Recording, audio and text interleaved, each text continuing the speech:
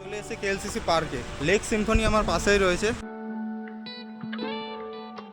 আগের ভিডিওগুলোতে আমার মালয়েশিয়ার অর্ধেক জার্নির ভিডিওগুলো শেয়ার করেছি, মানে কুয়ালালামপুর সিটিতে এবং সিটির আশেপাশে যেসব দর্শনীয় স্থানগুলো ছিল সেগুলো আমি ঘোরা কমপ্লিট করেছি। এবার আমি কুয়ালালামপুর শহরকে ছেড়ে অন্য শহরের দিকে যাচ্ছি।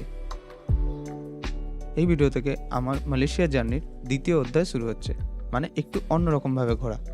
আগের ভিডিওতে পুরোটা আমি শেষ করতে পারিনি, সেই জন্য এই ভিডিওতে আমি কন্টিনিউশন করেছি। যেমন আমি সারাদিন কুয়ালালামপুরটা ঘোরার পর হোস্টেলে ফেরত এসে আমি আমার ব্যাগপত্র নিয়ে রওনা দিয়েছিলাম পেনাংয়ের দিকে। এখন সেই স্টোরিটাই কন্টিনিউ করব।